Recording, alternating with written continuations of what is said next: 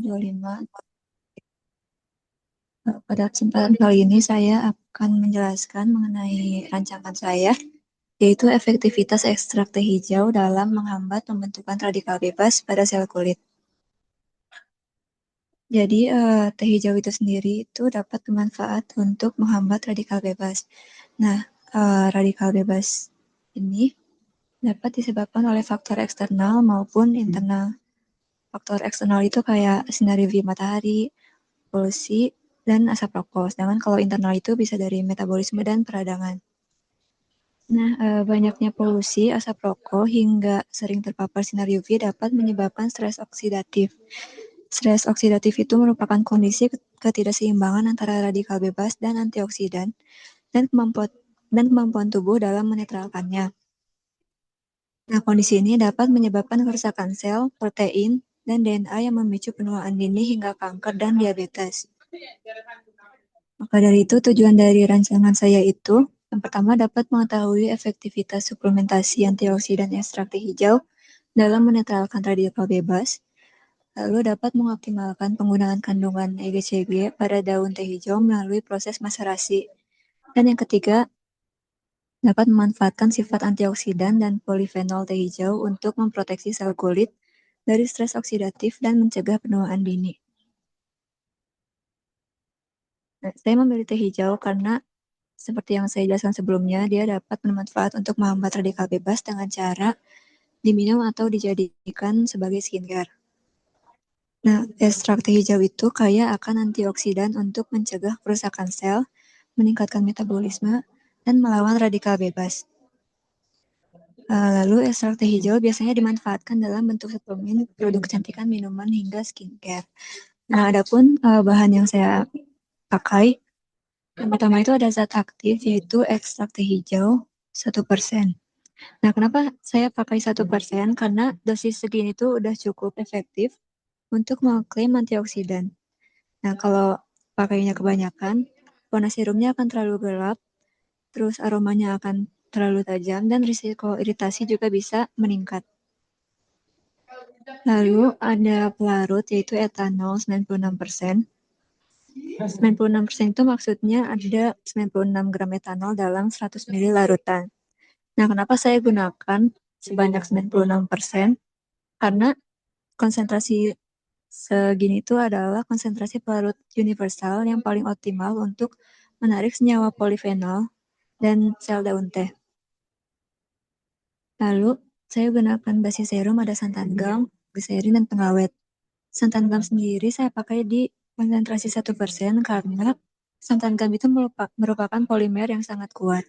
Jadi pada konsentrasi 1% ini, dia udah mampu membentuk jaringan polimer yang cukup untuk membuat tekstur gel pada serum. Lalu saya gunakan gliserin 2%. Nah, konsentrasi 2% ini udah cukup untuk memberi rasa lembab pada kulit.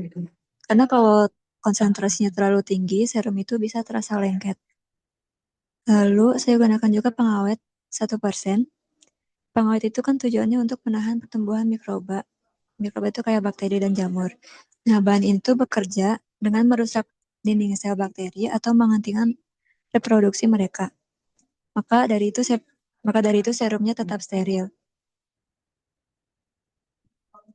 Kemudian ada metode yang saya gunakan. Yang pertama itu dengan menghaluskan daun teh hijau kering. Nah, sebelum itu daun teh hijau dikeringkan di ruangan yang sirkulasi udaranya bagus dan terlindung dari sinar matahari langsung. Lalu dilakukan pelarutan ekstrak teh hijau dengan etanol 96%. Setelah itu terjadi maserasi selama 24 jam. Maserasi itu kayak perendaman, di mana pelarut akan menembus dinding sel daun teh dan masuk ke dalam sel.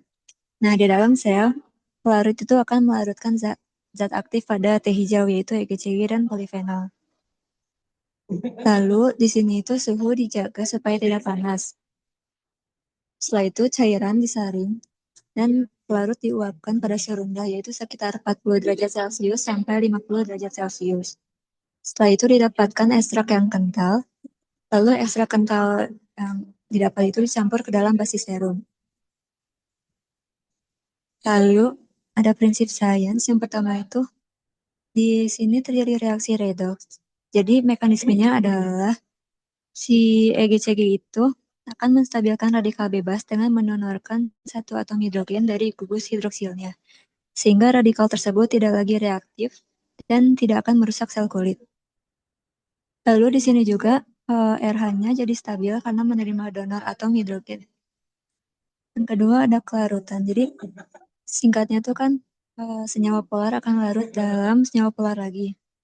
Nah, si EGCG itu punya banyak gugus hidroksil atau OH yang membuat dia bersifat sangat polar. Sebenarnya air juga kan polar, tapi saya di sini larutkan dengan etanol 96% karena etanol itu memiliki konstanta dielektrik lebih rendah dibandingkan air. Hal ini memungkinkan etanol untuk lebih efektif dalam menembus dinding sel tanaman dan dapat memutus ikatan hidrogen antara EGCG dengan sel daun teh. Lalu yang ketiga terjadi difusi. Tadi pada proses maserasi, jadi awalnya itu konsentrasi EGCG di dalam daun teh itu kan lebih tinggi dibandingkan pelarut, sehingga EGCG akan bergerak keluar menuju pelarut. Difusi ini memungkinkan senyawa antioksidan terekstrak secara optimal ke dalam pelarut. Dan yang terakhir ada kinetika kimia. Pada kinetika kimia, kami tahu bahwa peningkatan suhu itu akan mempercepat proses penguapan. Namun, karena EGCG itu senyawa yang termolabil, jadi saya gunakan suhu rendah tadi di antara 40 derajat Celcius sampai 50 derajat Celcius, supaya energi panas yang diberikan hanya cukup untuk memfasilitasi penguapan pelarutnya tanpa mencapai energi aktivasi yang dapat memicu reaksi degradasi. Lalu ini ada output yang diharapkan. Yang pertama itu dapat meningkatkan perlindungan sel kulit terhadap radikal bebas, lalu menjadi alternatif yang efektif dan aman untuk mencegah penuaan dini dan kerusakan DNA akibat stres oksidatif. Dan terakhir, dapat mengoptimalkan pemanfaatan antioksidan alami dalam produk perawatan kulit. Lalu ada kelebihan dan kekurangan dari bahan yang saya pakai. Mungkin saya akan bacakan kekurangannya saja. Jadi senyawa polifenol teh hijau itu sangat sensitif terhadap cahaya, udara, dan panas. Maka dari itu pada pembuatan serum tadi saya gunakan suhu yang rendah. Lalu saya rancang saat menjadi produk, saya akan menggunakan desain botol yang warnanya gelap sehingga dia terhindar dari cahaya dan panas. Lalu ekstrak bahan alam cair cenderung lebih mudah ditumbuhi jamur atau bakteri jika pengawetnya tidak pas.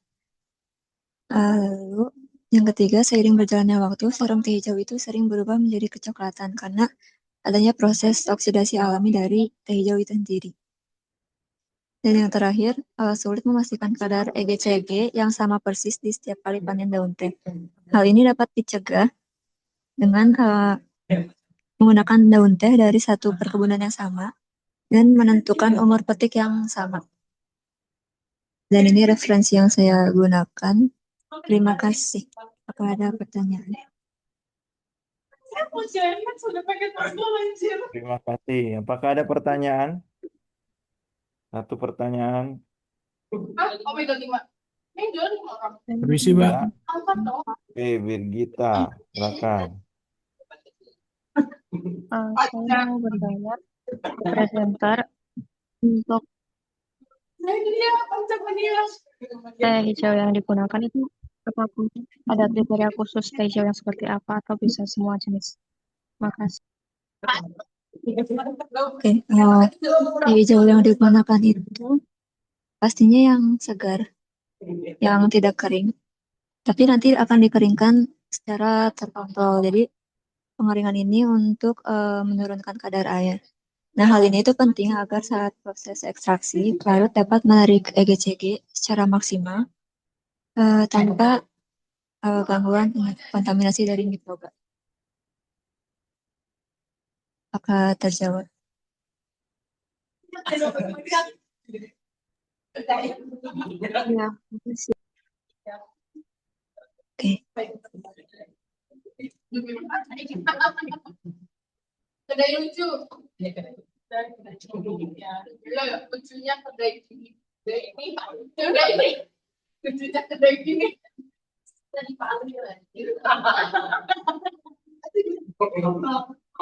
Jadi lanjut tiba-tiba pas ini apa ya? Oke, baik. Terima kasih Birgita. Tolong yang di belakang itu agak menjauh atau lunanya menjauh ya, biar tidak mengganggu. Luna, halo. Ya, Pak. Dari saya ada 4 pertanyaan. Tapi saya coba ini ya, masukkan yang pertama yang seperti biasa. Apa yang orang sudah lakukan dengan yang kamu usulkan ini? Bedanya. Kalau dari orang yang sudah lakukan itu, dari referensi yang saya baca, dia melakukannya dalam bentuk naskah, Pak. Jadi dalam bentuk sheet mask. Kalau yang saya rancang ini dalam bentuk seri. Ya, berarti ini lebih ke pembuatan serum dari ekstrak daun teh untuk melindungi kulit ya. Ya, Nah, terus serumnya gimana cara buatnya? Di metode hanya 1 kotak, tidak bermakna terlalu banyak, hanya dari ekstrak kasar, kemudian Anda dapat serum.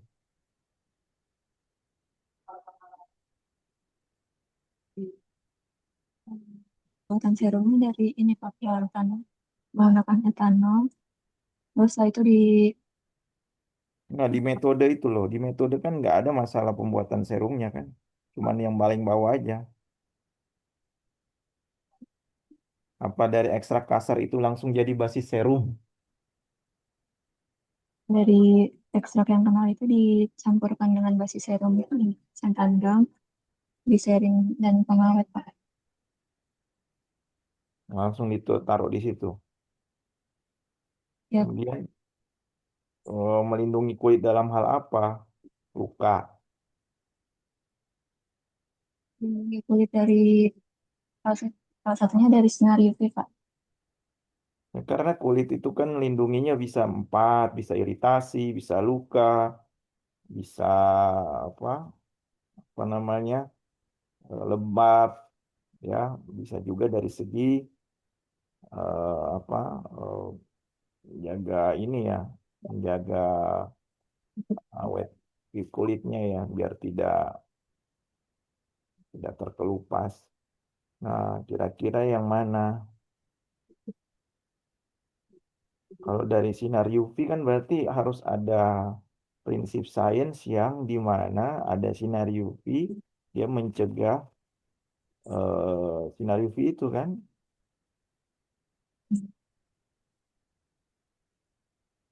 Halo. Oh iya Pak. Nah, senyawa apa yang menyerap sinar UV itu?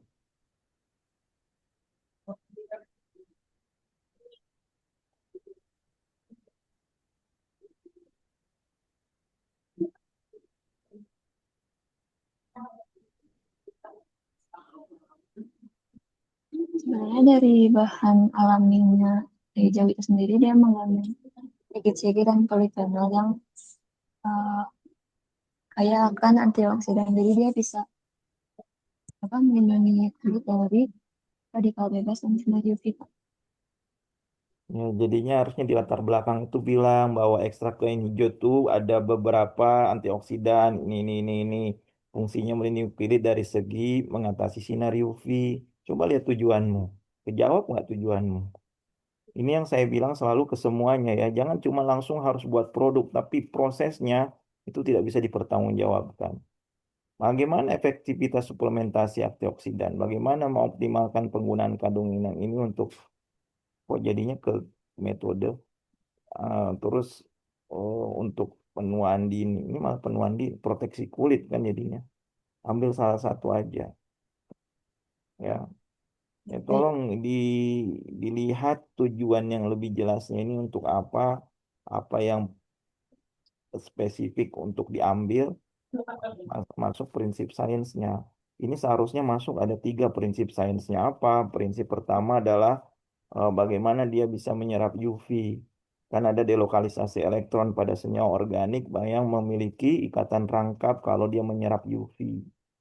Itu kan yang membuat dia bisa mungkin hancur atau dia elektronnya berpindah. Ya nggak tahu saya seperti apa prinsip sains yang dilihatnya. Kalau reduksi oksidasi pasti ada, ya karena akan ada reaksi yang terjadi saat dikena UV kan elektronnya berpindah, pasti dia akan melepaskan elektron atau menyerap elektron. Pada senyawa organik kan bisa ya, apalagi kalau dia terdelokalisasi. Itu ya. Yang ketiga tadi kinetika kimianya tidak jelas ya. Kinetika kimianya seperti apa maksudnya ini? Menurut saya lebih ke energi aktivasi kalau hubungannya sama suhu kan ya. Ya. Ya, tahu nggak gimana caranya hubungan energi aktivasi dengan suhu? Terus ada rancangan saya itu jadi suhu yang digunakan itu tidak terlalu tinggi, Pak, karena dapat merusak bahan utamanya. Dia dari pembuatannya tidak menggunakan suhu tinggi kan. Itu tuh nggak di metodemu coba lihat. Tolong diperbaiki semua apa yang saya bilang ini ya. Itu kayak maserasi selama 24 jam suhu dijaga supaya tidak panas. Itu aja langsung maserasi selama 24 jam pada suhu berapa. Itu bisa jadi satu itu. Paham ya? Ya, baik, Pak. Tahu nggak maserasi itu pemisahan berdasarkan apa?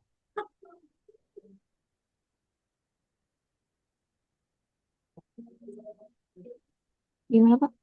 Maserasi itu pemisahan atau pemurnian?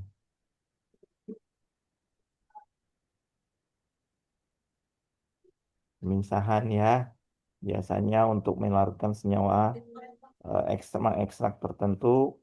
Nanti kalau Anda ambil kimia organik, itu maserasi salah satu pemisahan senyawa organik yang paling sederhana. Jadi dia berdasarkan gravitasi. Ya, jadi tolong ditambahkan ini serumnya bagaimana, kemudian prinsip pembuatannya sama prinsip sainsnya. Coba Luna lihat. eh nah ini yang kemarin-kemarin juga saya sampaikan. Coba ada pembuktiannya gitu ya. Dan juga apa dari sains kimia yang masuk dalam di sini.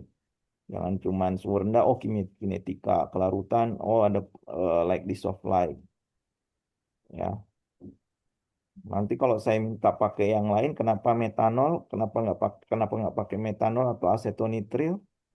Nah, bisa ya, kamu jelaskan bahwa di situ ada sifat apa kemarin kalau dari sifat fisik larutan, ya dari ada gugus apa ikatan antar molekul, ya antar molekul dengan molekul etanol misalnya lebih cocok dengan daripada air dengan etanol misalnya. Nah, kayak gitu dijelasin ya. Baik, Pak. Oke, tolong diperbaiki slide-nya. Baik, terima kasih Luna. Terima kasih. Selanjutnya ada Hana. Saya Bapak Oke, bisa share screen. bisa sebentar ya. Apakah sudah terlihat Bapak? Nah, yang lainnya dong lihat. Oh. Hmm.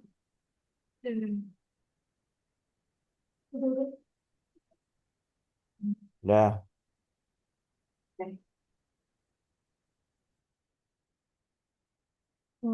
Assalamualaikum warahmatullahi wabarakatuh. Perkenalkan, nama saya Hana Khairunisa dengan NIM 105250665. Di sini saya akan menjelaskan mengenai analisis potensi minyak jelantah sebagai bahan baku biodiesel untuk mendukung energi terbarukan. Dengan latar belakang yang pertama, urgensi dekarbonisasi dan transisi energi nasional. Tergantungan pada bahan bakar fosil menyebabkan emisi GRK yang tinggi. Green Diesel HDO menawarkan solusi energi terbarukan dengan siklus karbon tertutup, di mana emisi yang dihasilkan diserap kembali oleh tanaman sumber minyak goreng, mendukung target net zero emission Indonesia. Yang kedua, optimasi limbah cair minyak jelantah sebagai sirkular. Potensi minyak jelantah Indonesia mencapai kurang lebih 1,2 juta ton per tahun. Namun pengolahannya masih didominasi biodiesel FAME yang memiliki stabilitas oksidasi rendah. Diperlukan teknologi hidrogenasi untuk mengubah limbah ini menjadi bahan bakar nabati berkualitas tinggi yang setara dengan solar fosil. Yang ketiga, kemandirian energi melalui katalis lokal rendah biaya. Hambatan utama energi terbarukan berbasis hidrogenasi adalah harga katalis logam mulia PT atau PD yang mahal. Pemanfaatan limbah marmer atau cangkang sebagai penyangga katalis nikel murah menjadi kunci strategis untuk menciptakan bahan bakar terbarukan yang ekonomis dan kompetitif. Selanjutnya, untuk tujuannya itu yang pertama, mensintesis katalis heterogen dari limbah kalsium seperti cangkang atau marmer untuk mengonversi minyak jelantah menjadi biodiesel secara efisien dan ekonomis. Yang kedua, mewujudkan proses produksi bahan bakar terbarukan yang ramah lingkungan dan rendah emisi melalui pemanfaatan kembali limbah industri sebagai agen katalitik aktif. Untuk metodenya, yang pertama itu kita akan eh, eh, preparasi dan aktivasi katalis limbah. Di sini eh, akan di sini akan membakar limbah marmer dengan suhu tinggi sekitar 900 derajat Celcius agar menjadi aktif CaO. Selanjutnya, nikel akan dimasukkan ke pori-pori marmer tersebut. Lanjut dialiri gas hidrogen agar nikel tersebut aktif dan siap untuk memotong oksigen. Yang kedua itu melakukan. Jadi yang pertama, karena minyak jelantah ini masih dalam keadaan kotor, di sini kami akan melakukan filtrasi atau penyaringan dengan menggunakan asam H3PO4 untuk membuang getah atau lendir. Selanjutnya akan dipanaskan hingga suhu 105 derajat Celcius agar air yang di dalamnya itu hilang. Yang ketiga ada proses hidrodeoksinasi atau HDO.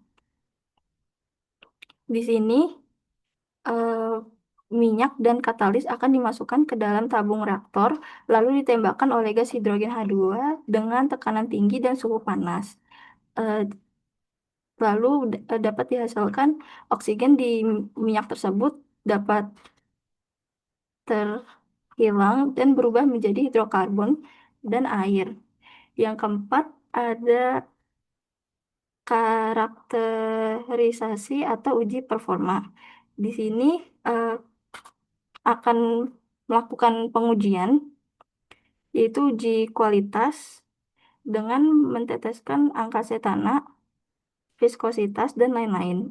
Dan juga uji reusability, di mana katalis yang dipakai ini bisa digunakan kembali dan selanjutnya untuk hidrogenisasinya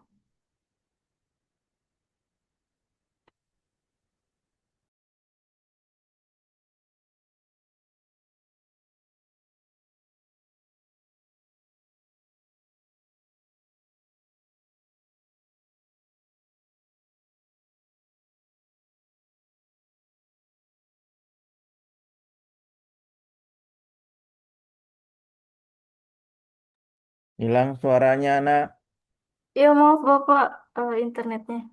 Jadi di sini saya akan menggunakan hidrodeoksigenasi atau HDO, di mana sebelumnya itu kan minyak jelantah itu eh, memiliki beberapa campuran gitu kan. Nah, di sini tuh ingin menggunakan katalis eh, dengan yang terbuat dari limbah itu untuk bisa bisa dibilang untuk menghilangkan si oksigennya itu.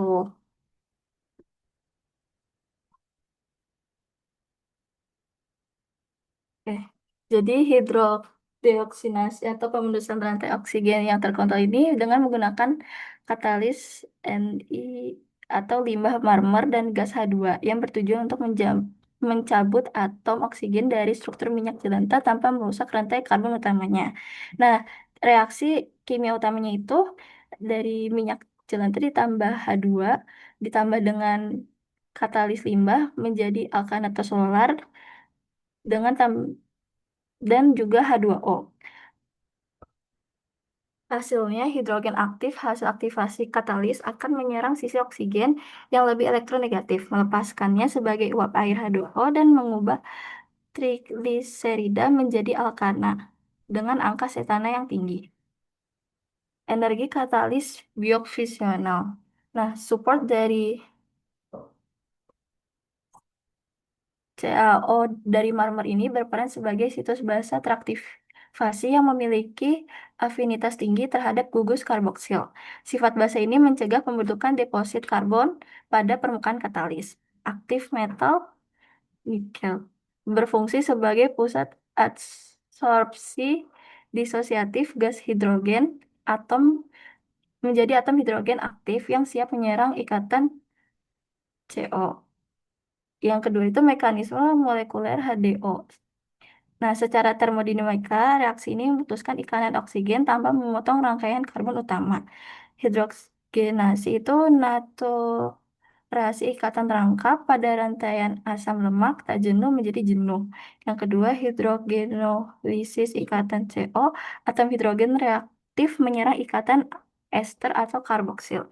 Yang ketiga, dehidrasi oksigen. Oksigen dilepaskan dalam bentuk uap air H2O melalui mekanisme transfer proton terkontrol pada suhu 250 hingga 230 derajat Celcius. Lalu,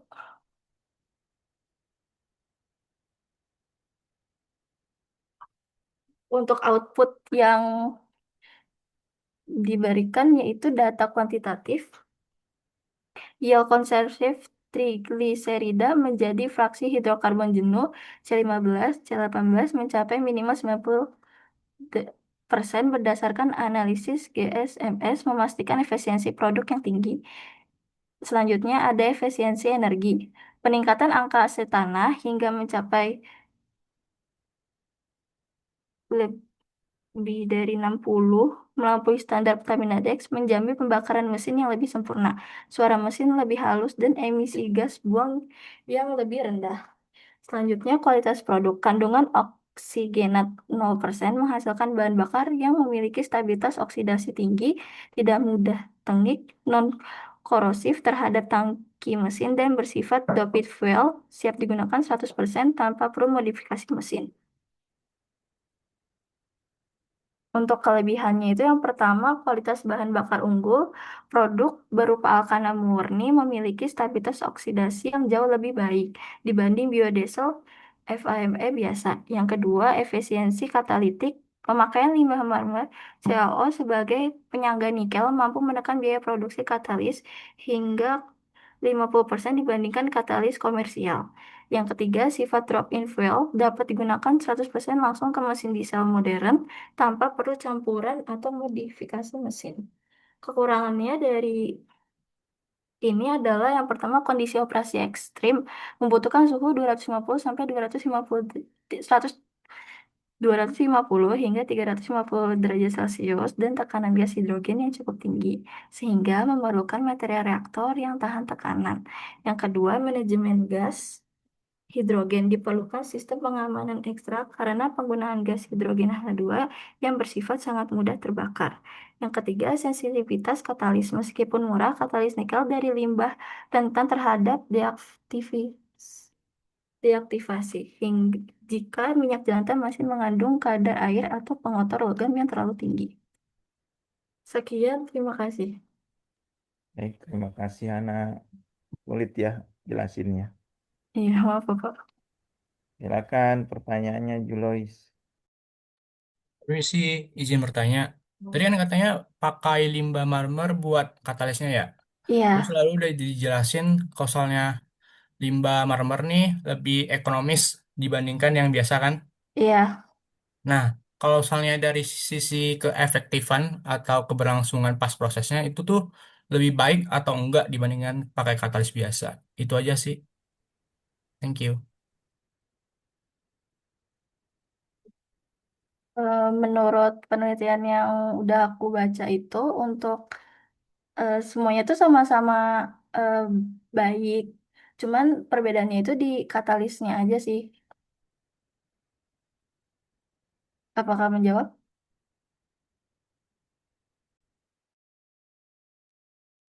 Jadi eh, nggak ada bedanya ya kalau misalnya untuk keefektifannya.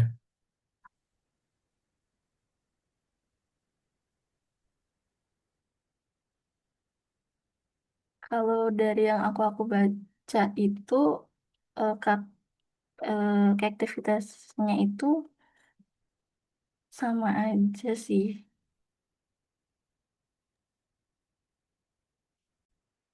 Sama Oh, ya? berarti nggak ada ya. Anak, Iya, Bapak. yang kamu angkat dari yang awalnya apa sih sebelumnya? Jadi tuh awalnya itu kan udah banyak penelitian mengenai ini kan, minyak jelantah itu menjadi bahan biodiesel. Nah, tapi itu katalisnya itu masih pakai katalis yang mahal. Nah, di sini tuh aku pengen bikin modifikasinya itu pakai katalis yang lebih murah, yaitu menggunakan limbah marmer itu. Dan keunggulannya juga nih si katalisnya ini bisa digunakan kembali gitu loh. Jadi nggak cuma sekali pakai aja. Ya kan pakainya berarti katalis limbah marmer Ya, dari yang sebelumnya. Kenapa nggak ngomongin katalis limbah marmer dari awal? sebenarnya itu salah di judul saya juga yang terlalu general. Tidak apa-apa. Salah judul dengan general menjelaskannya spesifik lebih bagus. Ah, oke, Bapak.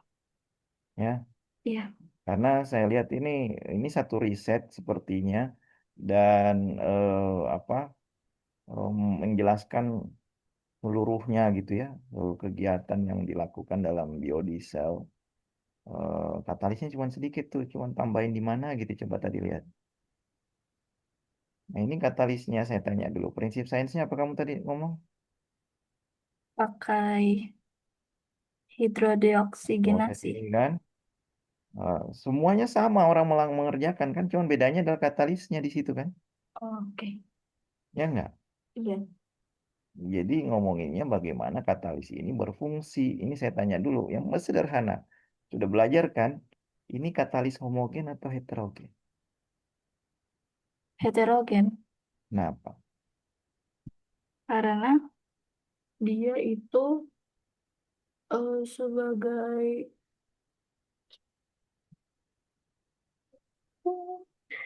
bentar Bapak. Yang sederhana itu aja ditampilin gitu ya. Oke. Kenapa? Nggak jawab. Oke, lewat. Pasti karena pasannya berbeda ya. Iya. Oke. Nah, terus yang kedua, apa yang kamu modifikasi di sini? Modifikasi di katalisnya Bapak. Berarti Ni-nya kamu tambahin 5 marmer. Interaksi apa yang terjadi? Gampang. Oke. Apa interaksi yang terjadi dengan Ni dengan 5 marmer?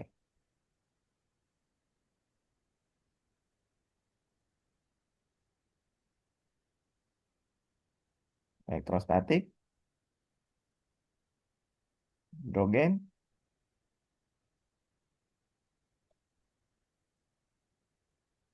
Nanti cari ya. Wah, itu aja ngomongin prinsip sainsnya.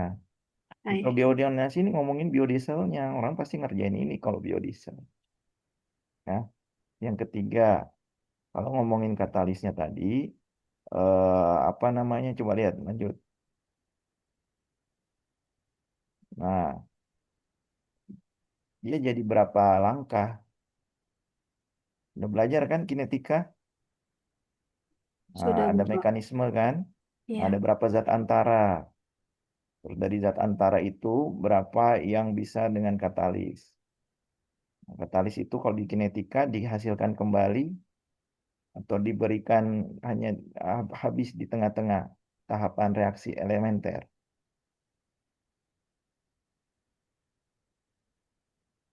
Udah belajar. Halo? Iya Bapak. Jadi Katalisnya dia, Hmm. kalau katalis itu dalam tahap reaksi elementer itu habis bereaksi atau dihasilkan kembali saat bereaksi bereaksi terus nanti dihasilkan kembali. Pilih aja. Dihasilkan kembali. Ya, itu katalis kan ya dalam tahapan reaksi. Itu aja mainnya. Jadi nggak Iya. usah mekanisme molekuler. Ini ngomongin di kimia fisik dan organik ya banyaknya. Tapi kalau menurut saya jelaskan lebih teman Anda juga mengerti. Paham ya? Bapak. Apa yang bisa meningkatkan efektivitasnya dalam untuk sebagai katalis itu efektif atau tidak adalah kapasitas absorpsi. Dia bisa mempercepat reaksi atau dia bisa mengabsorpsi satu. Kalau misalnya dia absorpsi, kalau katalis reaksi berarti dia bisa mempercepat reaksi dari tahapan elementer yang misalnya 5 jadi 2. Buktikan di situ. Baik, Ya, Bapak. Iya. itu yang saya harapkan. Tapi biasanya itu sih eh, harus ada apa namanya ya latar belakangnya ngomongin katalisnya ya. Baik, itu saja mungkin dari saya. Hana, tolong diperbaiki rombak slide-nya lebih sederhana. Iya, Bapak, maaf, izin bertanya untuk judulnya saya ganti juga nggak apa-apa, Bapak? Ya boleh. Oke, Tapi kan biar sebenarnya lebih, perannya di biodiesel, tapi bukan biodieselnya diomonginnya, tapi iya, katalisnya katalisnya. yang berperan lebih kamu ingin tonjolkan. Iya, Bapak. Baik, terima kasih Hana. Terima kasih. Selanjutnya terakhir, sudah siap? Ada orangnya? Hadir Bapak. Nah, silakan Jihan. Iya Pak. Pak. Bapak ini buat sharingnya Sudah, harus sudah, send request dulu. sudah.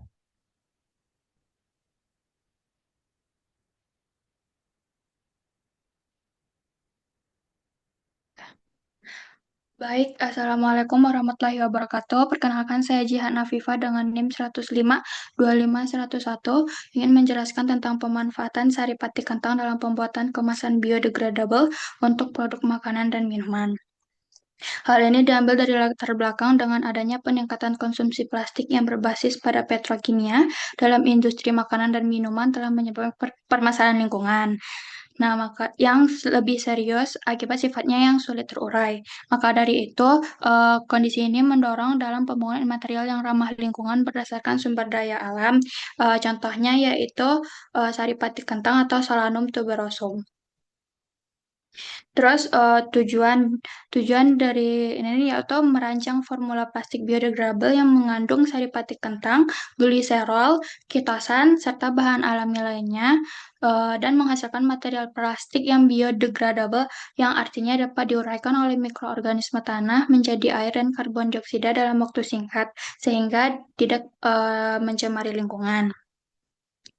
Eh, Adapun metodologinya yaitu dengan menggunakan bahan saripati kentang, gliserol, kitosan, dan asam asetat 1% sampai 2%, dan air destilasi. Langkah pertamanya yaitu membuat saripati kentang terlebih dahulu sampai ia menjadi tepung. Setelah itu, campurkan semua bahan ke dalam gelas kimia dengan perbandingan yang diinginkan. Lalu aduk Aduk campuran di atas dalam keadaan dingin hingga tidak ada gumpalan dari patinya. Setelah itu panaskan campuran di atas hot plate dengan api sedang.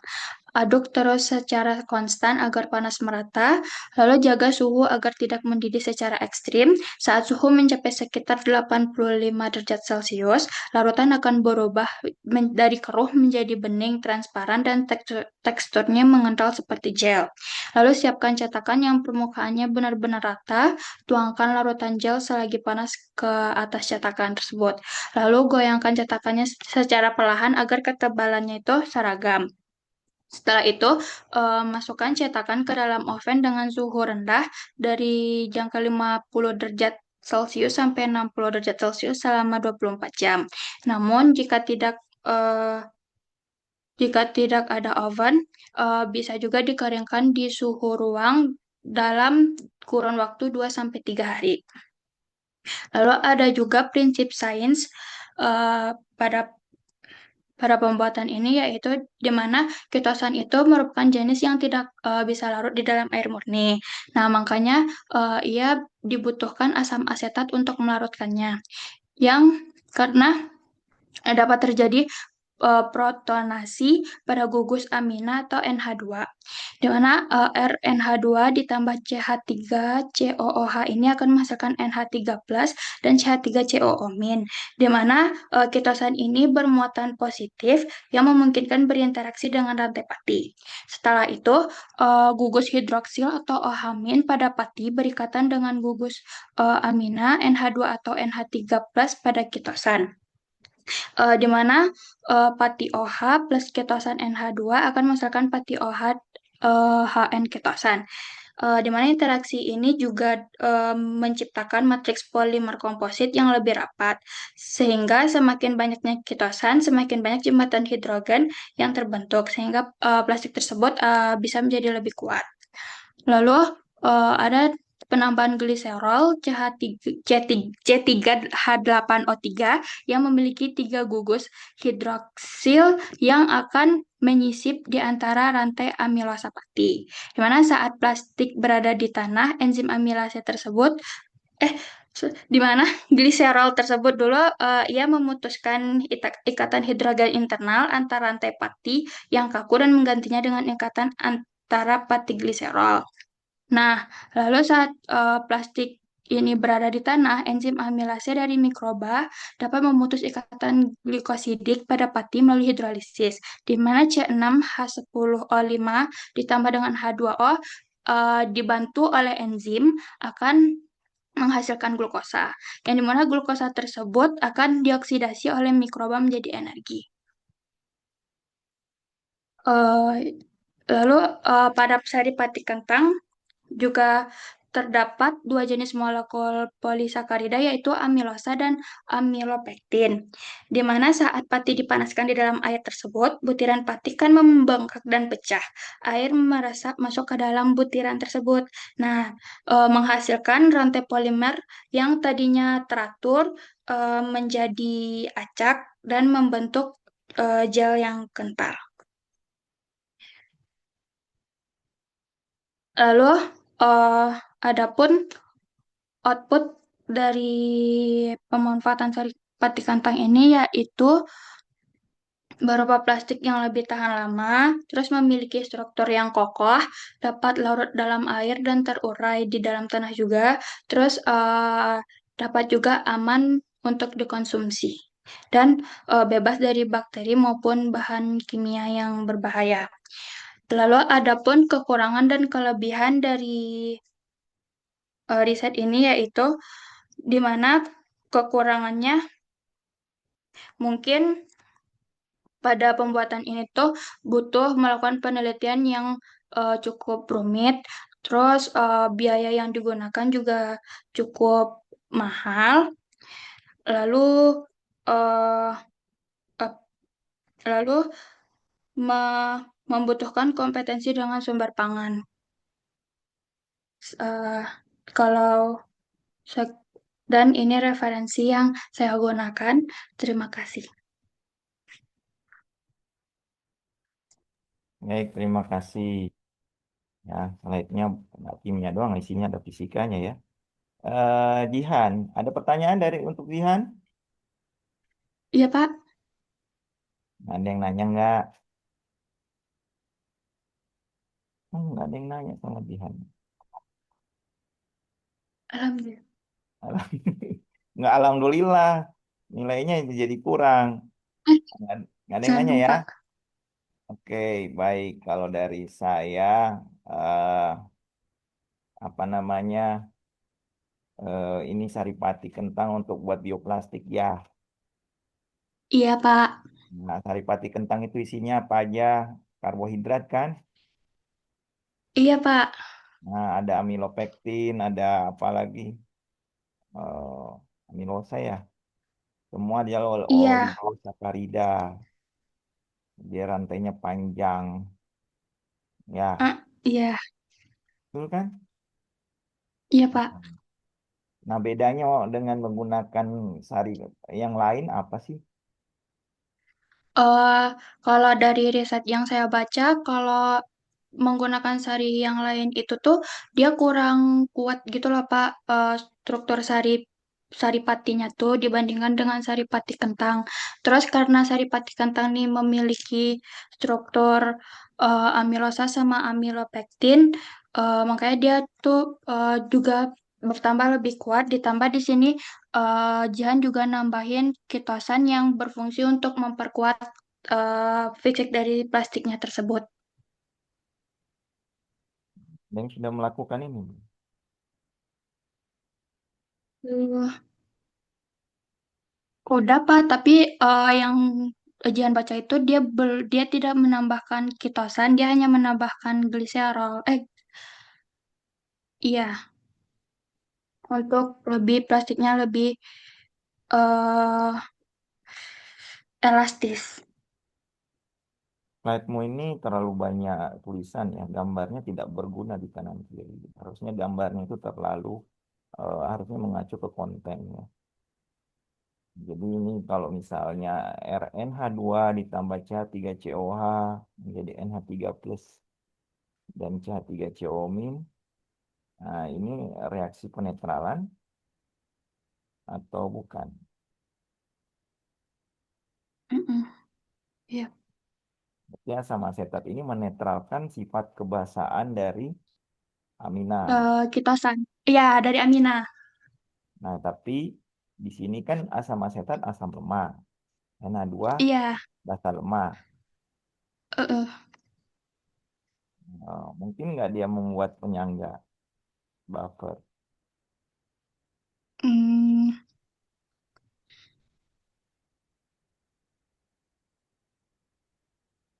Berarti di sini harus dilihat interaksinya kan apa di sini yang terjadi dari gugusnya.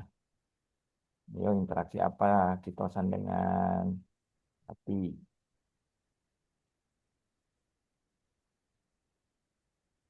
Itu sudah ada kau tulis itu. interaksinya yang di mana? Interaksi apa? Yang di ohamin berdekatan dengan gugus amina. Ya apa?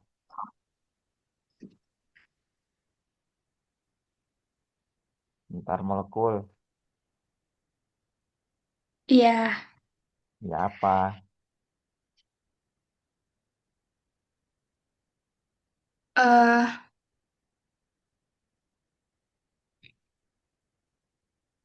Kalau Hidrogen. ini nih interaksi. Ada interaksi hidrogen. Terus nanti ada ikatan silang antara pati dengan kitosannya. Jadi membuat dia lebih kuat. Ya. Dan juga bisa Ya, Pak. mengurangi sifat air ya. Karena ada asam asetat di situ. Tapi asam asetat larut dalam air nggak? Iya. Harus sempurna nggak? eh iya, Pak. Enggak. Udah baca. Di asam lemah kok.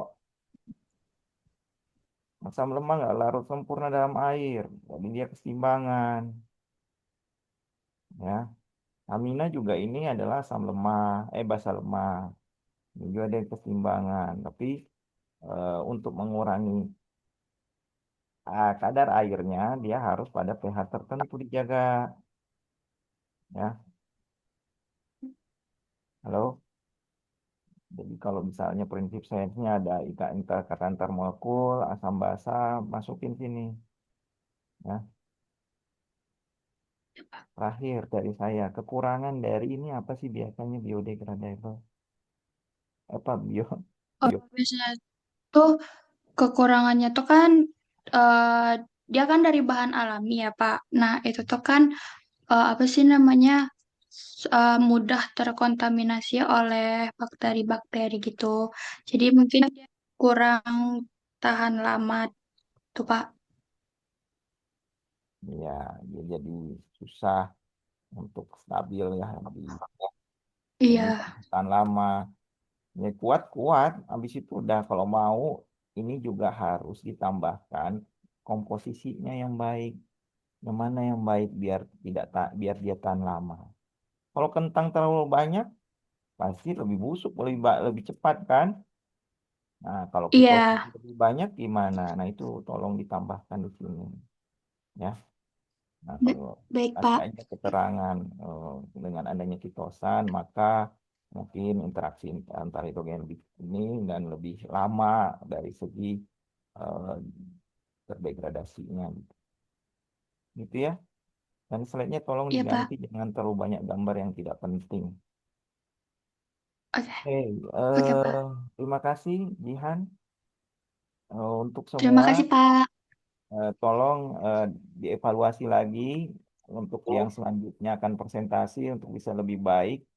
Apa-apa masukan dari saya, apa-apa yang sudah pernah ya apa teman kalian presentasi yang harusnya tidak seperti itu, harus lebih spesifik gitu ya. Dan penampilannya harusnya sebaiknya seperti apa. Itu semua adalah masukan-masukan buat presentasi yang belum. Kalau yang sudah tinggal perbaiki saja. Ingat loh, tiap presentasi individu ini adalah 20% dari nilai akhir kalian. Kalian sudah ujian, sekarang kalian presentasi individu dan juga nanti akan ada kelompok. Nah, yang kelompok ya tolong sudah mulai diomongin nggak mengenai judulnya? Tolong ya, jadi saya minta judulnya sudah mulai dikumpulkan hari Kamis, maksimal hari Selasa. Nanti saya buat formnya untuk bisa diisi ya judulnya. Jangan lupa absen untuk hari ini dan mengumpulkan resume kelima untuk presentasi hari Selasa kali ini. Ada pertanyaan nggak? Kalau tidak ada, sampai ketemu di hari Kamis. Assalamualaikum warahmatullahi wabarakatuh. Selamat siang.